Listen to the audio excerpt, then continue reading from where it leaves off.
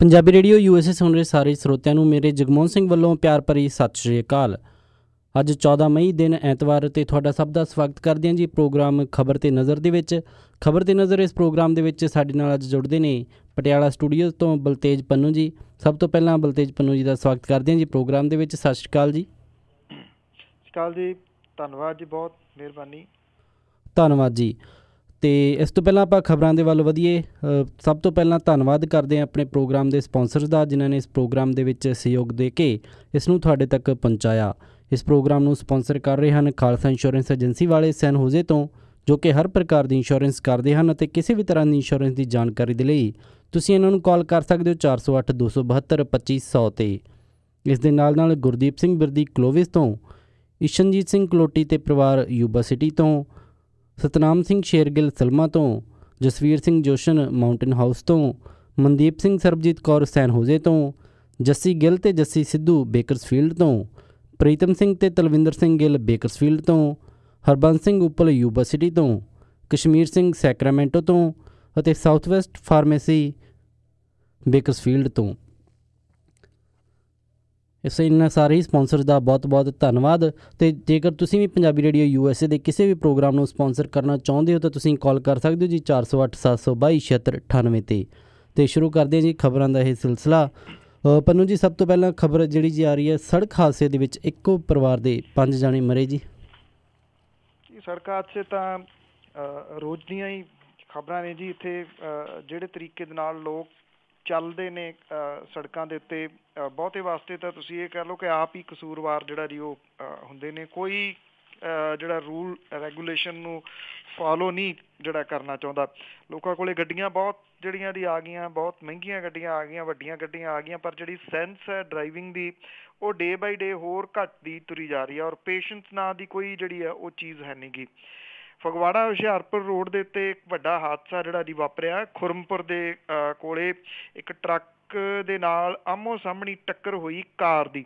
ਇਹਦੇ ਵਿੱਚ 2 ਬੱਚਿਆਂ ਸਣੇ ਇੱਕ ਪਰਿਵਾਰ ਦੇ 5 ਜੀਆਂ ਦੀ ਮੌਤ ਜਿਹੜੀ ਆ ਜੀ ਉਹ ਹੋ ਗਈ। 2 ਜਾਣੇ ਜਿਹੜੇ ਆ ਉਹ ਗੰਭੀਰ ਜ਼ਖਮੀ ਹੋਏ ਨੇ।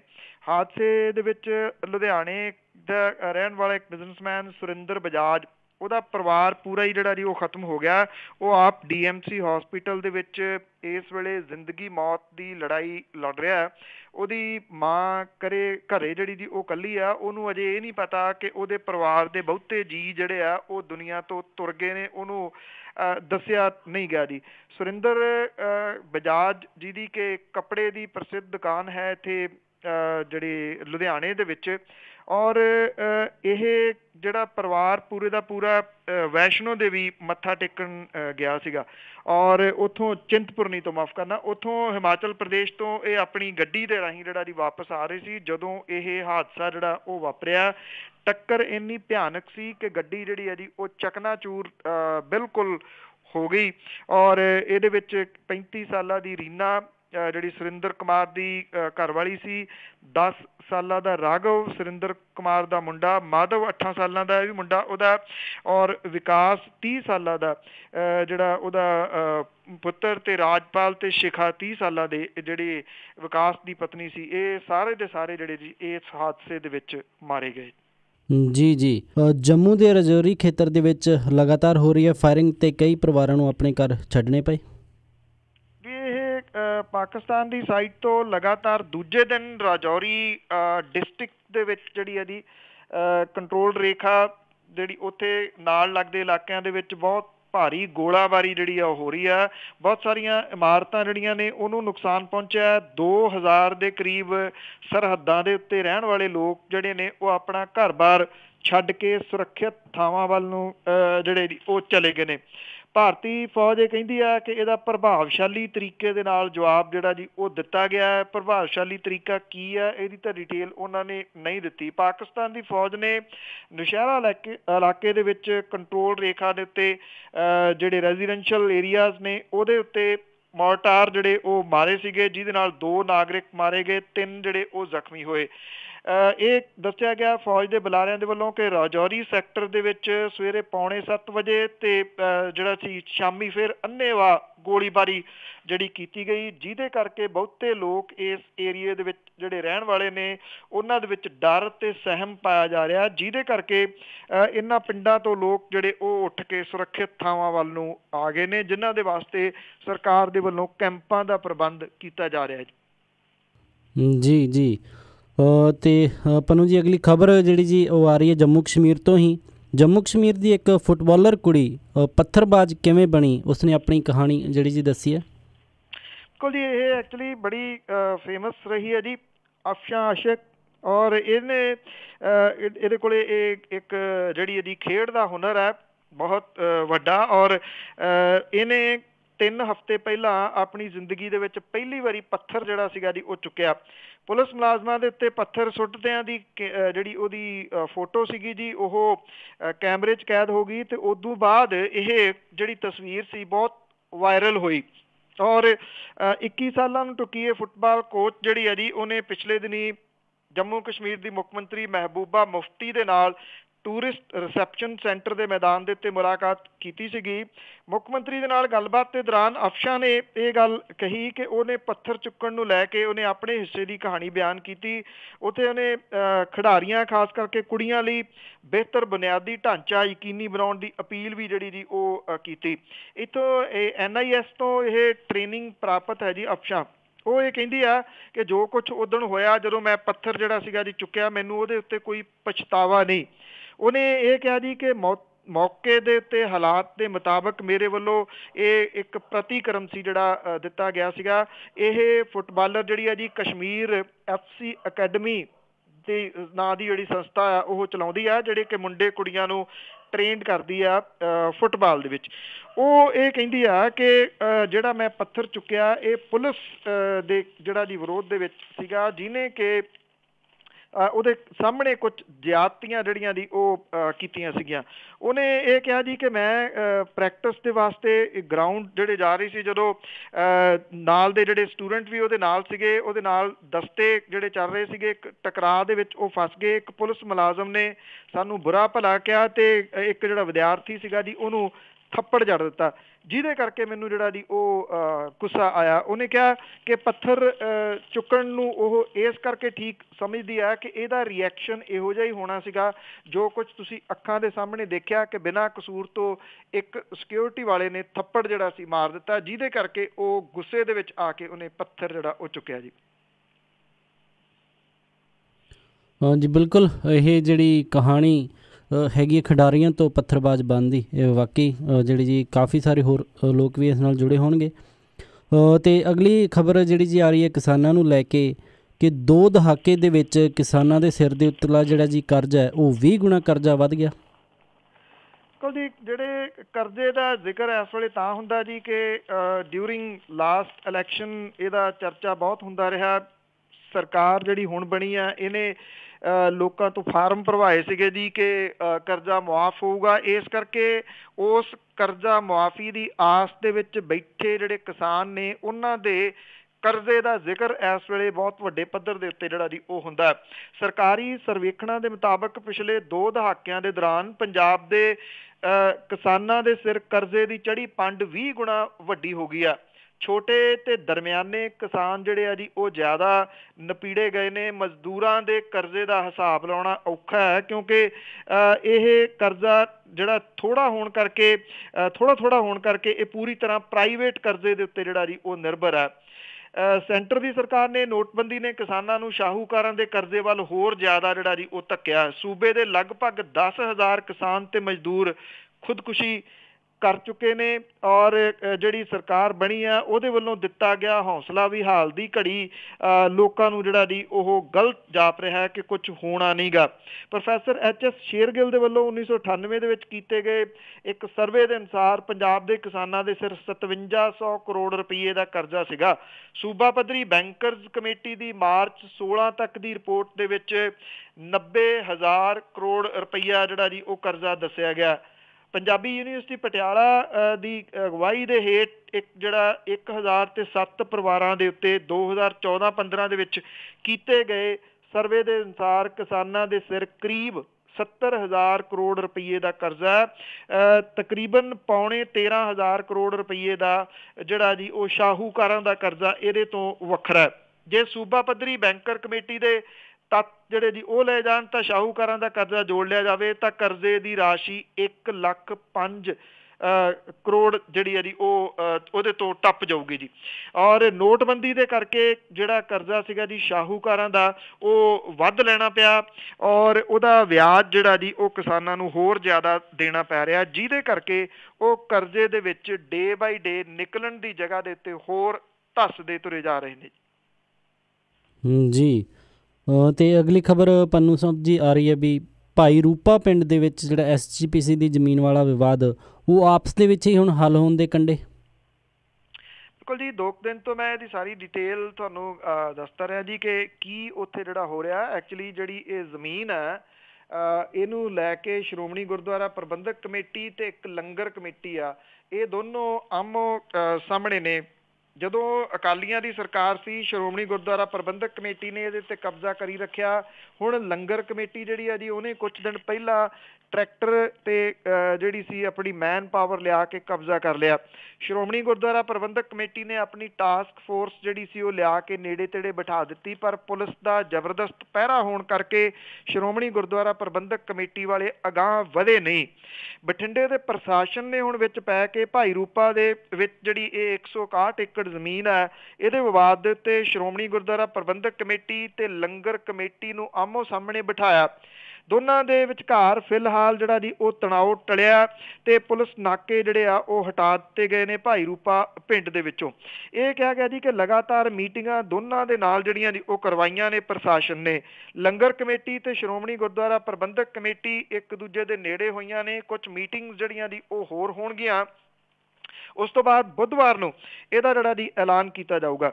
ਜਿਹੜੇ IG ਨੇ ਬਠਿੰਡਾ ਜ਼ੋਨ ਦੇ ਉਹਨਾਂ ਨੇ ਇਹ ਗੱਲ ਕਹੀ ਆ ਕਿ ਮਸਲਾ ਹੱਲ ਕਰਨ ਦੇ ਵਾਸਤੇ ਸ਼੍ਰੋਮਣੀ ਕਮੇਟੀ ਤੋਂ 1 ਦਿਨ ਦੀ ਮੋਹਲਤ ਜਿਹੜੀ ਆ ਉਹ ਲਈ ਗਈ ਆ ਔਰ ਉੱਚ ਅਫਸਰਾਂ ਨੇ ਇਸ ਮਸਲੇ ਨੂੰ ਹੁਣ ਲੀਹ ਦੇ ਉੱਤੇ ਜਿਹੜਾ ਉਹ ਲੈ ਆਂਦਾ। ਉਹਨਾਂ ਦਾ ਇਹ ਕਹਿਣਾ ਕਿ ਲੜਾਈ ਇੱਥੇ ਹੋਵੇ ਨਾ ਹੋਵੇ ਉਹਨੂੰ ਟਾਲਣ ਦੇ ਵਾਸਤੇ ਪ੍ਰਸ਼ਾਸਨ ਨੇ ਦਖਲ ਦਿੱਤਾ ਤੇ ਪ੍ਰਸ਼ਾਸਨ ਨੂੰ ਇਹ ਉਮੀਦ ਹੈ ਕਿ ਦੋਵੇਂ ਧਿਰਾਂ ਜਿਵੇਂ ਰਲ ਕੇ ਬੈਠੀਆਂ ਨੇ ਇਸ ਮਸਲੇ ਦਾ ਹੱਲ ਕੱਢ ਲੈਣਗੀਆਂ, ਜਿਹਦਾ ਐਲਾਨ ਬਕਾਇਦਾ ਤੌਰ ਦੇ ਉੱਤੇ ਬੁੱਧਵਾਰ ਨੂੰ ਕੀਤਾ ਜਾਊਗਾ ਜੀ। ਜੀ ਤੇ ਅਗਲੀ ਖਬਰ ਆ ਰਹੀ ਹੈ ਵੀ ਪੰਜਾਬ ਦੇ ਵਿੱਚ ਪੰਜਾਬੀ ਦੇ ਵਿੱਚ ਹੀ ਫੇਲ ਹੋ ਰਹੇ ਨੇ ਜ਼ਿਆਦਾਤਰ ਵਿਦਿਆਰਥੀ।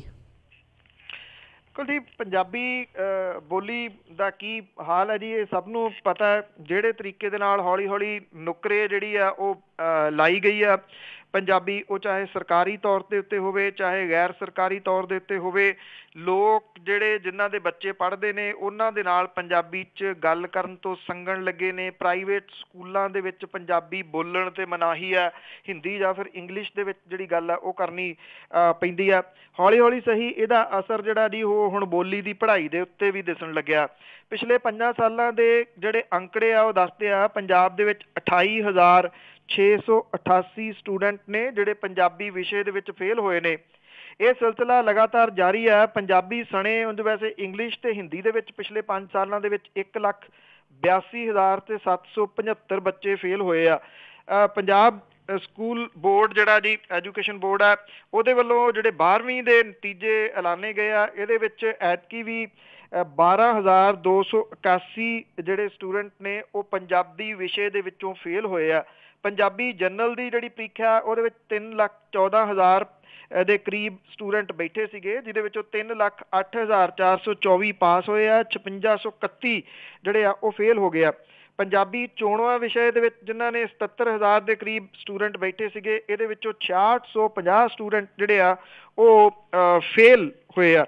ਜਿਹੜਾ ਸਿੱਖਿਆ ਸ਼ਾਸਤਰੀ ਨੇ ਜੀ ਇੱਕ ਬਲਬੀਰ ਸਿੰਘ ਢੋਲ ਉਹਨਾਂ ਨੇ ਇਹਦੇ ਉੱਤੇ ਕੋਈ ਵੀ ਟਿੱਪਣੀ ਜਿਹੜੀ ਆ ਜੀ ਉਹ ਕਰਨ ਤੋਂ ਨਾ ਕੀਤੀ। ਉਹਨਾਂ ਨੇ ਕਿਹਾ ਕਿ ਬੋਰਡ ਦਾ ਕੰਮ ਤਾਂ ਸਿਰਫ ਜਿਹੜੇ ਆ ਜੀ ਉਹ ਟੈਸਟ ਲੈਣਾ ਹੈ, ਪਰ ਜਿਹੜੇ ਕਈ ਸਿੱਖਿਆ ਸ਼ਾਸਤਰੀ ਨੇ ਉਹਨਾਂ ਨੇ ਇਹਦੇ ਉੱਤੇ ਗੰਭੀਰ ਚਿੰਤਾ ਜਿਹੜੀ ਆ ਜੀ ਉਹ ਪ੍ਰਗਟ ਕੀਤੀ ਆ ਕਿ ਪੰਜਾਬੀ ਜਿਹੜੇ ਨੇ ਉਹ ਆਪਣੇ ਬੱਚਿਆਂ ਨੂੰ ਇੰਗਲਿਸ਼ ਤੇ ਜਾਂ ਹਿੰਦੀ ਜਿਹੜਾ ਉਹ ਪੜ੍ਹਾਉਣ ਦੇ ਚੱਕਰ ਦੇ ਵਿੱਚ ਊੜੇ ਆੜੇ ਤੋਂ ਦੂਰ ਹੋ ਗਏ ਨੇ। ਔਰ ਇੱਕ ਜਿਹੜੇ ਪੰਜਾਬੀ ਬੋਲੀ ਦੇ ਵਾਸਤੇ ਬੜੇ ਯਤਨਸ਼ੀਲ ਨੇ ਪ੍ਰੋਫੈਸਰ ਪੰਡਿਤ ਰਾਓ, ਉਹ ਸਾਈਕਲ ਦੇ ਉੱਤੇ ਘੁੰਮਦੇ ਨੇ ਜੀ, ਸਾਈਨ ਵਗੈਰਾ ਲਾ ਕੇ ਆਪਣੀ ਜੌਬ ਵੀ ਕਰਦੇ ਨੇ। ਉਹ ਪੰਜਾਬੀ ਬੋਲੀ ਦੀ ਪ੍ਰਫੁੱਲਤਾ ਦੇ ਵਾਸਤੇ ਆਪਣਾ ਜਿਹੜਾ ਜੀ ਯੋਗਦਾਨ ਬਹੁਤ ਵੱਧ ਕੇ ਪਾਉਂਦੇ ਨੇ। ਉਹਨਾਂ ਨੇ ਇਹ ਗੱਲ ਜਿਹੜੀ ਕਹੀ ਆ ਕਿ ਇਹਦੇ ਵਾਸਤੇ ਸਰਕਾਰੀ ਤੰਤਰ ਤਾਂ ਜਿਹੜਾ ਉਹ ਜ਼ਿੰਮੇਵਾਰ ਹੈ ਹੀ, ਇਹਦੇ ਨਾਲ ਨਾਲ ਉਹਨਾਂ ਨੇ ਕਿਹਾ ਕਿ ਲੋਕ ਵੀ ਜ਼ਿੰਮੇਵਾਰ ਨੇ ਜਿਹੜੇ ਆਪਣੇ ਬੱਚਿਆਂ ਨੂੰ ਰੋਕਣ ਲੱਗ ਗਏ ਪੰਜਾਬੀ ਬੋਲੀ ਬੋਲਣ ਤੋਂ। ਤੇ ਹੁਣ ਇਹਦਾ ਜਿਹੜਾ ਜੀ ਉਹ ਅਸਰ ਸਿੱਧਮ ਸਿੱਧਾ ਜਿਹੜਾ ਉਹ ਐਜੂਕੇਸ਼ਨ ਦੇ ਉੱਤੇ ਵੀ ਪੈਣ ਲੱਗ ਗਿਆ। ਪੰਜਾਬੀ ਬੋਲੀ ਦੀ ਜਿਹੜੇ ਟੈਸਟ ਹੋ ਰਹੇ ਨੇ ਉਹਦੇ ਵਿੱਚ ਵੀ ਵੱਡੀ ਗਿਣਤੀ 'ਚ ਸਟੂਡੈਂਟ ਜਿਹੜੇ ਆ ਉਹ ਫੇਲ ਹੋ ਰਹੇ ਨੇ, ਉਹ ਵੀ ਉਸ ਪੰਜਾਬ ਦੇ ਵਿੱਚ ਜਿੱਥੋਂ ਦੀ ਇਹ ਬੋਲੀ ਹੈ ਜੀ।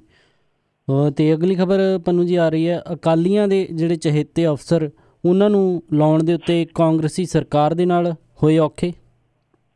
ਮੈਂ ਕੱਲ੍ਹ ਗੱਲ ਇੱਕ ਬੜੀ ਵਿਸਥਾਰਤ ਜਿਹੜੀ ਸਾਂਝੀ ਕੀਤੀ ਸੀ ਕਿ ਜਿਹੜੇ ਕਾਂਗਰਸੀ ਨੇ ਉਹਨਾਂ ਦੇ ਕੰਮਕਾਰ ਬਹੁਤੇ ਹੁੰਦੇ ਨਹੀਂ, ਉਹ ਆਪਣੀਆਂ ਸ਼ਿਕਾਇਤਾਂ ਪਹਿਲਾਂ ਮੁੱਖ ਮੰਤਰੀ ਸਾਹਿਬ ਤੱਕ ਲਿਜਾਂਦੇ ਰਹੇ ਨੇ। ਇਹ ਸ਼ਿਕਾਇਤਾਂ ਹੁਣ ਹਾਈ ਕਮਾਂਡ ਤੱਕ ਵੀ ਉੱਤੇ ਪਹੁੰਚਣ ਲੱਗੀਆਂ ਨੇ, ਰਾਹੁਲ ਗਾਂਧੀ ਦੇ ਦਰਬਾਰ ਤੱਕ। ਬਹੁਤੇ ਕਾਂਗਰਸੀ ਪਹਿਲਾਂ ਦਬਵੀਂ ਸੁਰ ਦੇ ਵਿੱਚ ਕਹਿੰਦੇ ਸੀ, ਹੁਣ ਖੁੱਲ੍ਹ ਕੇ ਸਾਹਮਣੇ ਆਉਣ ਲੱਗ ਗਏ।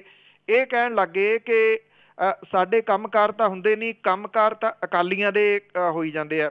ਉਹਦਾ ਕਾਰਨ ਜਿਹੜਾ ਜੀ ਇਹ ਕਿਹਾ ਜਾਂਦਾ ਹੈ ਕਿ ਬਹੁਤੇ ਅਫਸਰ ਜਿਹੜੇ ਅਕਾਲੀਆਂ ਦੇ ਨੇੜੇ ਰਹੇ ਨੇ ਉਹ ਥਾਂ ਥਾਈਂ ਚੰਗੀਆਂ ਪੋਸਟਾਂ ਦੇ ਉੱਤੇ ਲੱਗ ਗਏ ਨੇ। ਤੇ ਕਿਉਂਕਿ ਅਕਾਲੀ ਦਲ ਦੇ ਨਾਲ 10 ਸਾਲ ਉਹਨਾਂ ਦੀ ਸਾਂਝ ਰਹੀ ਆ, 10 ਸਾਲ ਰਾਜ ਕੀਤਾ ਅਕਾਲੀ ਦਲ ਨੇ, ਉਹਨਾਂ ਦੇ ਰਿਸ਼ਤੇ ਉਹਨਾਂ ਦੇ ਨਾਲ ਚੰਗੇ ਨੇ ਤੇ ਉਹਨਾਂ ਦੇ ਕੰਮ ਜਿਹੜੇ ਆ ਜੀ ਉਹ ਪਹਿਲਾਂ ਹੁੰਦੇ ਨੇ। ਹੁਣ ਅਕਾਲੀ ਭਾਜਪਾ ਸਰਕਾਰ ਦੇ ਟਾਈਮ ਸਭ ਤੋਂ ਅਹਿਮ ਤੇ ਚਰਚਿਤ ਰਹੇ ਟਰਾਂਸਪੋਰਟ ਜਿਹੜਾ ਮਹਿਕਮਾ ਸੀਗਾ, ਇਹਦੇ ਵਿੱਚ ਬਾਦਲ ਪਰਿਵਾਰ ਦੀਆਂ ਬੱਸਾਂ ਦੀ ਰਾਖੀ ਕਰਨ ਵਾਲੇ, ਉਹਨਾਂ ਦੀ ਟਰਾਂਸਪੋਰਟ ਦੀ ਰਾਖੀ ਕਰਨ ਵਾਲੇ ਅਧਿਕਾਰੀ ਹਰਮੇਲ ਸਿੰਘ ਸਰਾਂ, ਉਹ ਇੱਕ ਵਾਰੀ ਫੇਰ ਅਹਿਮ ਅਹੁਦੇ ਦੇ ਉੱਤੇ ਜਿਹੜਾ ਜੀ ਉਹ ਪਹੁੰਚ ਗਏ ਨੇ। ਐਕਟਿੰਗ ਸਟੇਟ ਟਰਾਂਸਪੋਰਟ ਕਮਿਸ਼ਨਰ ਵਜੋਂ ਹਰਮੇਲ ਸਿੰਘ ਸਰਾਂ ਦੇ ਸੇਵਾ ਕਾਲ ਦੇ ਵਿੱਚ 2 ਵਾਰੀ ਵਾਧਾ ਕੀਤਾ ਗਿਆ ਸੀਗਾ। ਇਸ ਅਹੁਦੇ ਦੇ ਉੱਤੇ IAS ਜਾਂ PCS ਅਧਿਕਾਰੀ ਨੂੰ ਲਾਇਆ ਜਾਂਦਾ ਹੈ। ਅਕਾਲੀ ਸਰਕਾਰ ਨੇ ਹਰਮੇਲ ਸਿੰਘ ਸਰਾਂ ਨੂੰ ਦੂਜੀ ਵਾਰੀ ਰਿਟਾਇਰ ਹੋਣ ਪਿੱਛੋਂ ਪਿਛਲੇ ਸਾਲ ਅਕਤੂਬਰ ਦੇ ਵਿੱਚ ਉਹਨਾਂ ਨੂੰ ਪੰਜਾਬ ਰਾਜ ਟਰਾਂਸਪੋਰਟ ਸੁਸਾਇਟੀ ਦਾ ਮੁੱਖ ਕਾਰਜਕਾਰੀ ਅਧਿਕਾਰੀ ਲਾ ਦਿੱਤਾ ਸੀ। ਇਸ ਅਹੁਦੇ ਤੇ ਟਰਾਂਸਪੋਰਟ ਵਿਭਾਗ ਦੇ ਪ੍ਰਮੁੱਖ ਸਕੱਤਰ ਅਧਿਕਾਰੀ ਜਾਂ ਡਾਇਰੈਕਟਰ ਨੂੰ ਲਾਇਆ ਜਾਂਦਾ। ਕਾਂਗਰਸ ਵਿਧਾਇਕ ਮੁੱਖ ਮੰਤਰੀ ਕੋਲੇ ਸ਼ਿਕਾਇਤਾਂ ਇਹ ਕਰ ਰਹੇ ਆ ਕਿ ਉਹਨਾਂ ਨੂੰ ਸੱਤਾ ਬਦਲਣ ਪਿੱਛੋਂ ਅਕਾਲੀ ਸਰਕਾਰ ਦੇ ਚਹੇਤੇ ਅਧਿਕਾਰੀਆਂ ਦਾ ਸਾਹਮਣਾ ਕਰਨਾ ਪੈ ਰਿਹਾ, ਜਿਹੜੇ ਉਹਨਾਂ ਨੂੰ ਬੇਇੱਜ਼ਤ ਕਰਦੇ ਰਹੇ ਨੇ। ਕਾਂਗਰਸ ਸਰਕਾਰ ਨੇ ਸੱਤਾ ਸੰਭਾਲਣ ਤੋਂ ਬਾਅਦ ਫੈਸਲਾ ਕੀਤਾ ਸੀਗਾ ਕਿ ਉਹਨਾਂ ਅਧਿਕਾਰੀਆਂ ਦੇ ਸੇਵਾ ਕਾਲ ਦੇ ਵਿੱਚ ਵਾਧਾ ਨਹੀਂ ਕੀਤਾ ਜਾਊਗਾ ਜਿਨ੍ਹਾਂ ਵਿਰੁੱਧ ਚਾਰਜਸ਼ੀਟ ਦਾਇਰ ਹੋਵੇ ਜਾਂ ਕੋਈ ਹੋਰ ਦੋਸ਼ ਲੱਗੇ ਹੋਣ। ਰਿਟਾਇਰ ਅਧਿਕਾਰੀ ਦੀ ਸੂਰਤ ਦੇ ਵਿੱਚ ਉਹਨਾਂ ਨੂੰ ਅਹੁਦੇ ਤੋਂ ਫਾਰਗ ਜਿਹੜਾ ਕਰ ਦਿੱਤਾ ਜਾਊਗਾ, ਪਰ ਇਹਦੇ ਬਾਵਜੂਦ ਅਜਿਹੇ ਅਧਿਕਾਰੀ ਜਿਹੜੇ ਜੀ ਅਹੁਦੇ ਦੇ ਉੱਤੇ ਬਰਕਰਾਰ ਨੇ। ਔਰ ਇਹ ਕਿਹਾ ਜਾ ਰਿਹਾ ਜੀ ਕਿ ਕਾਂਗਰਸੀ, ਜਿਹਦੇ ਵਿੱਚ ਇੱਕ ਸੀਨੀਅਰ ਕਾਂਗਰਸੀ ਆਗੂ ਸੁਖਜਿੰਦਰ ਸਿੰਘ ਰੰਧਾਵਾ ਸ਼ਾਮਲ ਨੇ ਜੀ, ਉਹ ਅਗਵਾਈ ਕਰ ਰਹੇ ਨੇ ਇਸ ਗੱਲ ਦੀ ਕਿ ਸਰਾਂ ਅਜੇ ਵੀ ਆਪਣੇ ਅਹੁਦੇ ਦੇ ਉੱਤੇ ਕਿਵੇਂ ਟਿਕਿਆ ਬੈਠਾ ਹੈ। ਜੀ ਜੀ। ਤੇ ਅਗਲੀ ਖਬਰ ਜਿਹੜੀ ਜੀ ਆ ਰਹੀ ਹੈ ਵੀ ਯਾਦਵ ਵਾਲਾ ਜਿਹੜਾ ਜੀ ਕੇਸ ਹੈ ਉਸ ਦੇ ਵਿੱਚ ਇੰਟਰਨੈਸ਼ਨਲ ਕੋਰਟ ਅੱਜ ਸੁਣਾਏਗੀ ਫੈਸਲਾ। ਬਿਲਕੁਲ ਜੀ, ਪਾਕਿਸਤਾਨ ਦੀ ਫੌਜੀ ਅਦਾਲਤ ਦੇ ਵੱਲੋਂ ਭਾਰਤੀ ਜਲ ਸੈਨਾ ਦੇ ਸਾਬਕਾ ਅਧਿਕਾਰੀ ਕੁਲਭੂਸ਼ਣ ਜਾਧਵ ਨੂੰ ਜਾਸੂਸੀ ਤੇ ਸਾਬੋਤਾਜ ਦੀਆਂ ਕਾਰਵਾਈਆਂ ਦੇ ਵਿੱਚ ਸ਼ਮੂਲੀਅਤ ਦੇ ਦੋਸ਼ਾਂ ਤਹਿਤ ਦਿੱਤੀ ਮੌਤ ਦੀ ਸਜ਼ਾ ਜਿਹੜੀ ਜੀ ਨੀਦਰਲੈਂਡ ਦੀ ਹੇਗ ਦੇ ਵਿੱਚ ਸਥਿਤ ਜਿਹੜੀ ਜੀ ਇੰਟਰਨੈਸ਼ਨਲ ਚੀਫ ਜਿਹੜੀ ਕੋਰਟ ਹੈ ਜੀ, ਉਹਦੇ ਵਿੱਚ ਸੁਣਵਾਈ ਹੋਊਗੀ ਅੱਜ। ਭਾਰਤ ਤੇ ਪਾਕਿਸਤਾਨ 18 ਸਾਲਾਂ ਬਾਅਦ ਮੁੜ ਕੇ ICJ ਦੇ ਮੈਦਾਨੇ ਜੰਗ ਦੇ ਵਿੱਚ ਇੱਕ ਦੂਜੇ ਦੇ ਸਾਹਮਣੇ ਹੋਣਗੇ। ਇਸਲਾਮਾਬਾਦ ਨੇ ਪਿਛਲੀ ਵਾਰ ਭਾਰਤ ਦੇ ਵੱਲੋਂ ਕੱਛ ਦੇ ਵਿੱਚ ਪਾਕਿਸਤਾਨੀ ਨੌ ਸੈਨਾ ਦੇ ਜਹਾਜ਼ ਨੂੰ ਨਿਸ਼ਾਨਾ ਬਣਾਉਣ ਲਈ ICJ ਦਾ ਦਖਲ ਮੰਗਿਆ ਸੀਗਾ। ICJ ਜਿਹੜਾ ਕਿ ਸੰਯੁਕਤ ਰਾਸ਼ਟਰ ਦਾ ਇੱਕ ਪ੍ਰਮੁੱਖ ਨਿਆਇਕ ਅੰਗ ਹੈ, ਉਹਦੀ ਕੋਰਟ ਹੈ, ਵੱਲੋਂ ਹੇਗ ਦੇ ਪੀਸ ਪੈਲੇਸ ਵਿਚਲੇ ਗ੍ਰੇਟ ਹਾਲ ਆਫ ਜਸਟਿਸ ਦੇ ਵਿੱਚ ਜਾਧਵ ਮਾਮਲੇ ਦੀ ਸੁਣਵਾਈ ਕੀਤੀ ਜਾਊਗੀ। ਦੋਵਾਂ ਮੁਲਕਾਂ ਨੂੰ ਇਸ ਅਹਿਮ ਮੁੱਦੇ ਦੇ ਉੱਤੇ ਆਪੋ ਆਪਣੀ ਗੱਲ ਕਹਿਣ ਦਾ ਪੂਰਾ ਮੌਕਾ ਹੈ। ਭਾਰਤ ਨੇ 8 ਮਈ ਨੂੰ ਕੁਲਭੂਸ਼ਣ ਜਾਧਵ ਲਈ ਨਿਆਂ ਦੀ ਮੰਗ ਕਰਦਿਆਂ ਹੋਇਆ ICJ ਦੇ ਕੋਲ ਪਟੀਸ਼ਨ ਦਾਖਲ ਕੀਤੀ ਸੀ। ਪਟੀਸ਼ਨ ਦੇ ਵਿੱਚ ਭਾਰਤ ਨੇ ਦਾਅਵਾ ਕੀਤਾ ਸੀ ਕਿ ਪਾਕਿਸਤਾਨ ਨੇ ਜਾਧਵ ਤੱਕ ਕੌਂਸੂਲਰ ਰਸਾਈ ਦੀਆਂ ਉਹਦੀਆਂ 16 ਦਰਖਾਸਤਾਂ ਨੂੰ ਰੱਦ ਕਰਕੇ ਕੌਂਸੂਲਰ ਸਬੰਧਾਂ ਬਾਰੇ ਵੀਐਨਾ ਕਨਵੈਨਸ਼ਨ ਦੀ ਸਿੱਧੀ ਉਲੰਘਣਾ ਕੀਤੀ ਹੈ।